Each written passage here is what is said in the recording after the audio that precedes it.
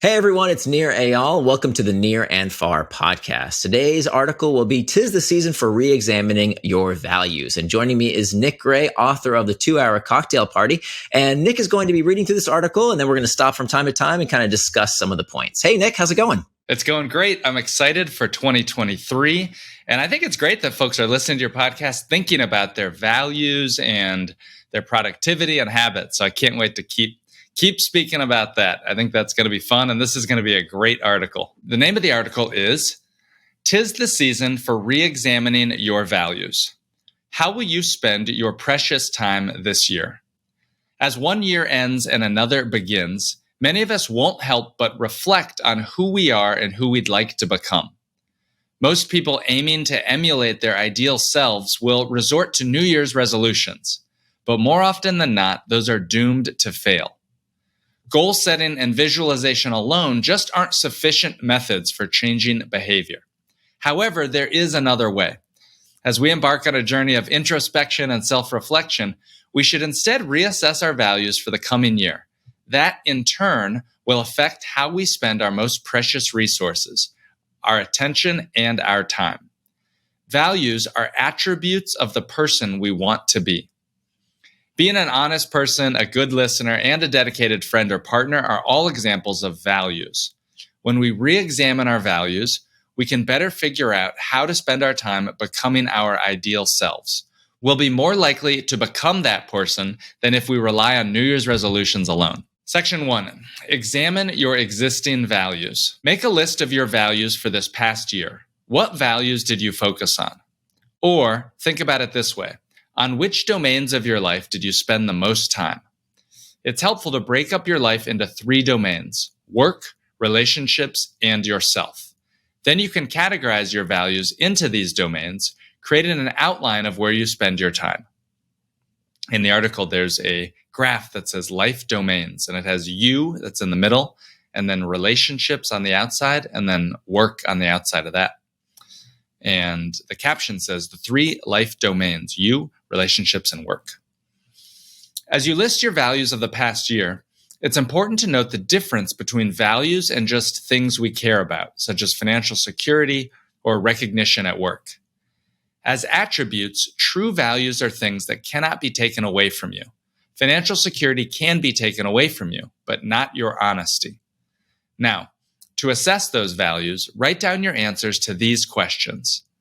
Have your values helped you become the person you want to be? Which values were a struggle to make time for, and why?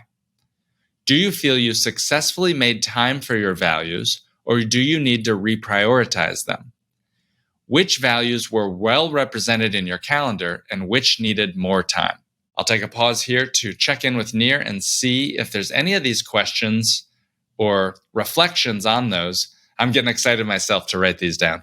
Yeah, I think it's something that I spent a lot of time thinking about because, there's that saying that if you want to see what someone's real values are, you don't listen to the words coming out of their mouth. You look at their time and you look at their money. And so how we spend, and that's where this is all leading up to, by the way, is when we figure out, when we ask ourselves, what should we do with our time? How should we spend our money? How should we spend our lives, frankly? The only, I think, way to suitably answer that is to live your life and spend your money in a way you don't regret. That's kind of what I'm optimizing for, is to not regret the way I'm spending my time right now, to not regret how I spent my money either. And so the way to do that is to ask yourself, how can I spend my time, my attention, and my money in a way that is that helps me live in accordance with my values? And so then my next question was, well, what exactly are values? And so the definition I came up with, the best definition that works for me, is the attributes of the person you want to become. And again, attributes can't be taken away from you. These are things that are part of your identity, but you have to live out those values, right? You can say one thing, but if you do something else, then you're a hypocrite, right? You're lying to yourself more than anyone else. And so that's why it's so important to actually ask yourself, wait a minute, which values do I hold dear? And which values do I prioritize more than others? Because we can't spend our time and money in a limitless fashion. These things are limited, right? We have a limited amount of resources, time, money, and attention. And so we have to be very deliberate about, which values am I investing in so that I can live my life the way I want and not look back in regret. That's a fascinating idea. The idea that What was it that if you really want to see what somebody cares about and what their values are, to look at how they spend their time and how they spend their money? Essentially look at their calendar and their credit card receipts almost. Yep, exactly. Choose your attributes for the year ahead. Our values may change year to year, along with our vision of the person we want to be. We also grow as people. Perhaps you did a great job of emulating the attributes of your ideal self. Well done. And are now ready to focus on expanding your values in the coming year. Take the time to think about how your values might have changed. On the other hand, some values, such as being healthy or being a loving parent, may always be values you need to make time for. Based on your self-reflection, which values will you hold in the next year? Once we name the values we want, we can use them as guides to navigate our life choices. Here are 20 common values to consider to get you started. You can find those on Near's website at www.nearandfar.com/common-values. Well, we could take a break here to just do a side thing to talk about these 20 common values. Would you be up for that, Near? Sure. Yeah. Let's talk through some of them. I think it's a great point, Nick. Thanks for taking that pause. Because back to this definition of values or attributes of the person you want to become, and they're things that can't be taken away from you. So, for example, values like toughness, self-reliance, attentiveness, determination, generosity, courage, compassion, humility. There's a whole list of them in this article. But looking back at this as a reference and saying, hey, look, which one of these are important to me? Which one of these are attributes of the person I want to become? They don't have to be something that someone else says is important. Quite the opposite. You want to pick which values are important to you and then make sure that you can translate those values, that you can turn those values into time. That's really cool. Well, at the risk of beating a horse of values, I'm going to read what the 20 common values are on this article, and I'll just read them real quick because maybe you're thinking about what are my values? I want to set my values. I'm inspired to. And so here are some common values from Near's article: loyalty, spirituality, humility, compassion, honesty, kindness, integrity, selflessness, determination, and generosity. The next 10 are courage, tolerance, trustworthiness, equanimity, altruism, appreciation, empathy, toughness, self-reliance, and attentiveness. Near, I'm going to go to the next section. Make time for who you want to be, unless there's anything else on those values. Yeah, perfect. Make time for who you want to be. When we don't make time for our values, we unintentionally spend too much time in one domain of our lives at the expense of others. If we chronically neglect our values, we become someone we're not proud of, and our lives feel unbalanced and diminished. Instead, we can plan days that help us become an authentic reflection of the person we want to be using one of the most effective methods for getting things done: time boxing. Time boxing uses a well-researched technique psychologists call setting an implementation intention, which is a fancy way of saying deciding what you're going to do and when you're going to do it. Here's how it works. Now that you've identified your values, you have to make sure they are represented in your calendar. First, turn your values into time by asking yourself how much time in each life domain would allow me to be consistent with my values. If you relied on a time-boxed calendar this past year, consider how you might adjust your calendar to better reflect your values. Then plot that time into a weekly calendar template to create your perfect week. The goal is to eliminate all white space on your calendar, so you're left with a template for how you intend to spend your time each day. Reassessing your values and making time for them is one of the best things you can do to make sure you stay motivated and indistractable after the new year.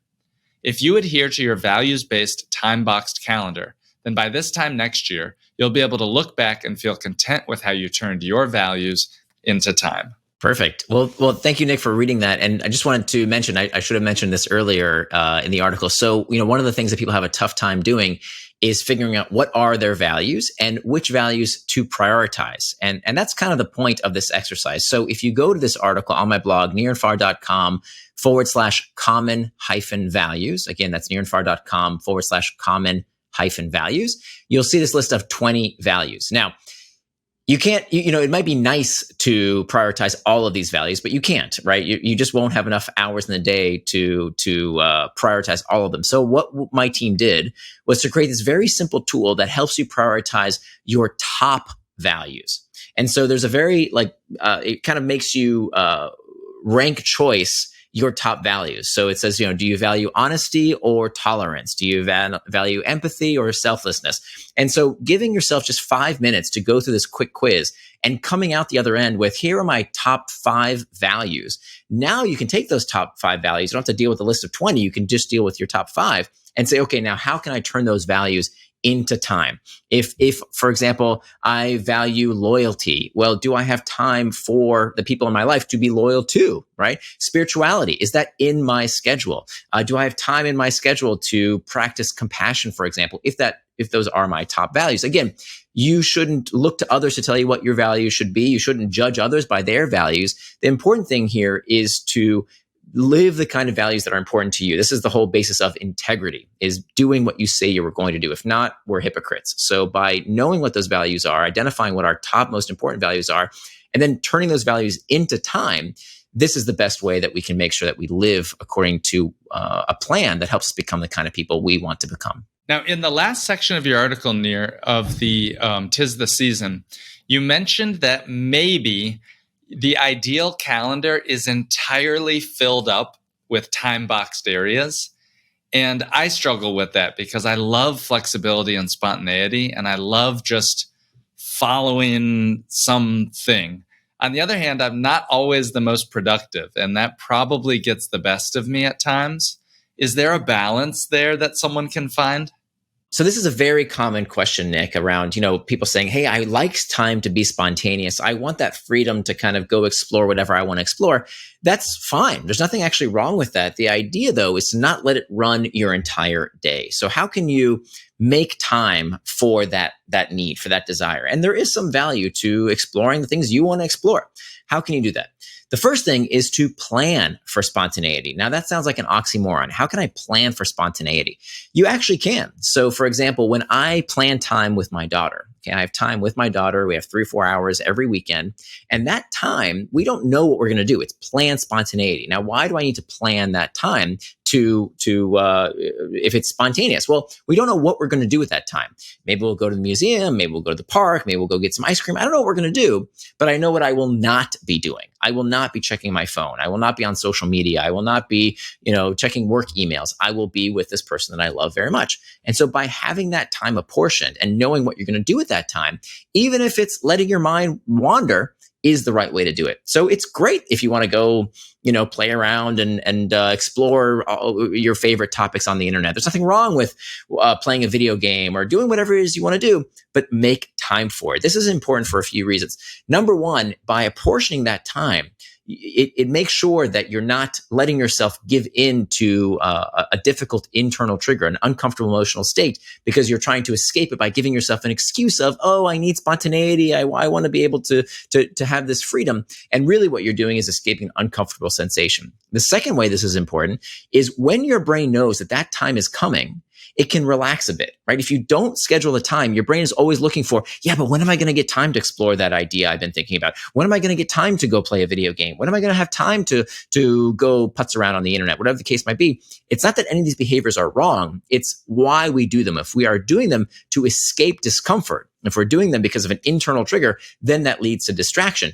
But if we plan for it, if we put it on our calendar, now we're turning what previously was a distraction into traction. So I recommend actually putting time on your schedule to explore that crazy project, to have some fun, to do whatever it is you want to do. Again, it's not up to me or anyone else to tell you how to live your life or what your values should be. The idea is to live your life according to your values and your schedule, not someone else's.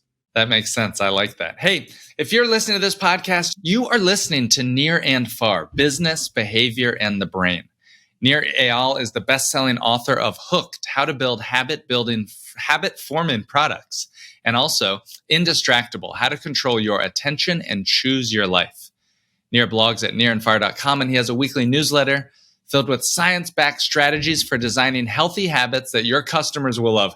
If you guys haven't signed up yet for his newsletter, you have to. It is filled with Fantastic info, and you get all of his articles first look. Sign up for the free newsletter at www.nearandfar.com.